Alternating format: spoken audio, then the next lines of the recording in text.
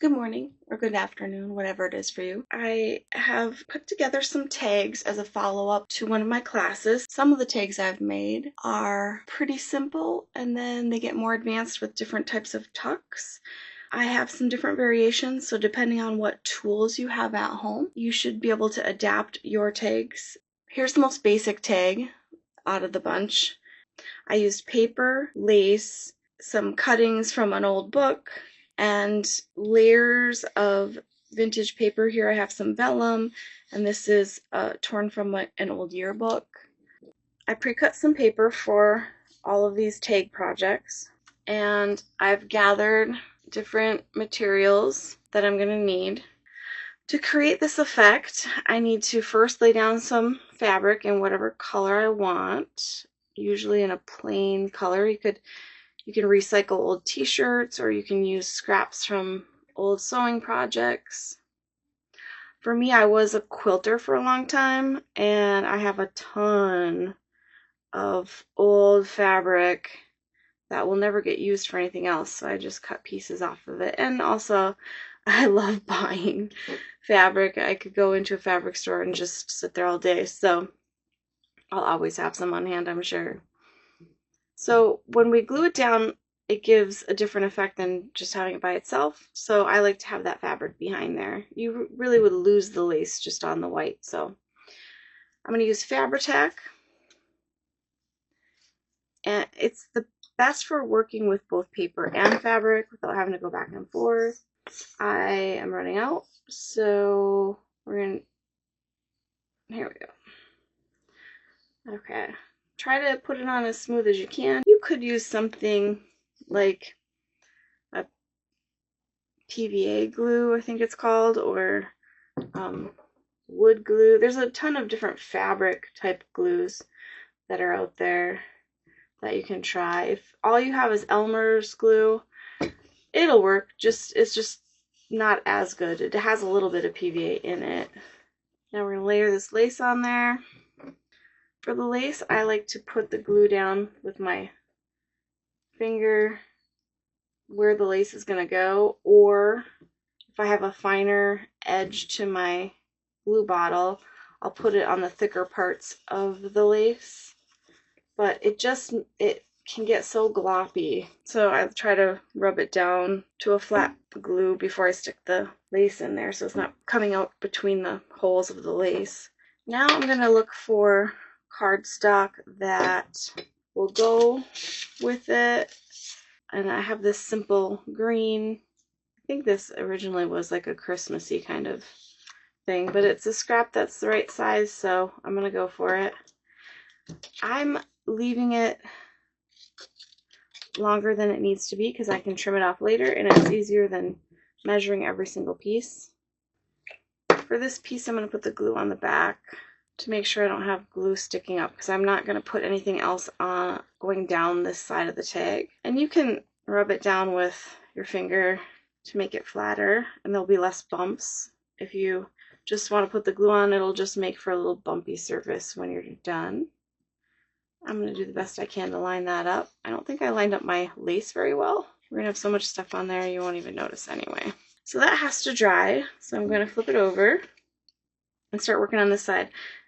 When I did the back for this, I have multiple layers of paper. I also have some thinner vellum in here. Most people aren't going to just randomly have vellum at their house, so you don't have to add that. It's just another texture to add if you want to. So I started off putting just book page stuff down. There's no magic to this. You just rip it to fit the space, and I can choose how I want it to lay. I'm going to figure out my layers first, and then I'll start putting glue down. I could add images from books. I'm going to try to break up the color a little bit here. I have this paper. I hate to cover that saying about sharing candy because that's kind of cute, but that's what's going to happen unless I do it the other way. Alright, so I'm adding some flowers with that, and then I can add some blank space by just using one of these images that has some blanks, or images, pages that have blank space. I kind of like having the date on there. That's kind of cool. So I think I'll glue this up and then leave this blank space here. This is just a scrap from your book, like where it was signed in the back. So it's totally up to you where you get that last top piece with, but you can add words to it. You can write on it yourself. You can leave it blank for whenever you have a memory to write down on it. It's totally up to you. I like to have something that catches the eye, but it's not always perfect. And I'm leaving an overlap because I can just cut this stuff off. I'm not being as precise with my glue. You certainly can, but I have different levels of patience depending on the day. I'm gonna add my flowers in. Now before I go too high, I gotta cut that other stuff down so I don't lose track of it. So this part that dried already, I want to cut it off. You could wait. I'm just, for the sake of the video, moving on to the second side already.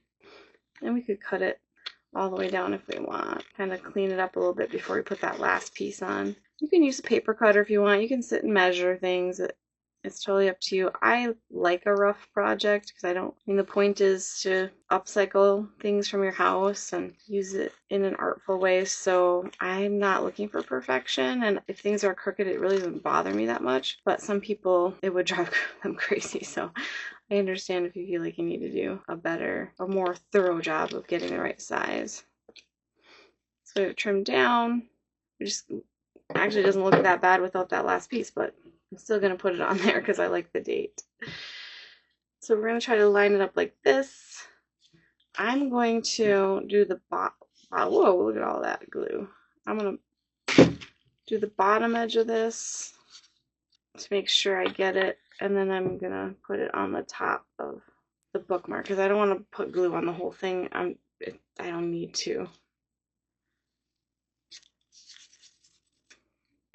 This is our last piece to cut off. Now if you cut it early, you run the risk of getting glue on your scissors. Luckily this glue comes off pretty easily. I have this overhang here, which makes it a little harder, but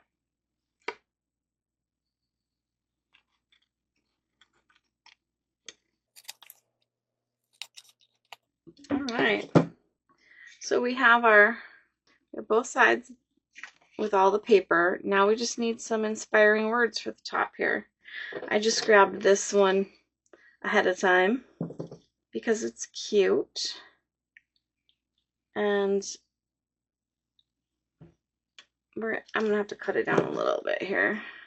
I pre-cut them out when I am bored, or not bored, but when I don't feel like fully doing art, but I just want to chill, or if I'm in the car going somewhere and want to have something to do with my hands. I can't read in a car. I do not have the constitution for it. I would be sick the entire time. So I can do stuff like this without getting sick. Oop. I can't sleep in a car really either, unless I take like Dramamine. And I don't like to miss the whole adventure. So I don't want to sleep. All right, we have our words on there. Try to even them out a little bit. So we have a couple different versions. All right, so what's next?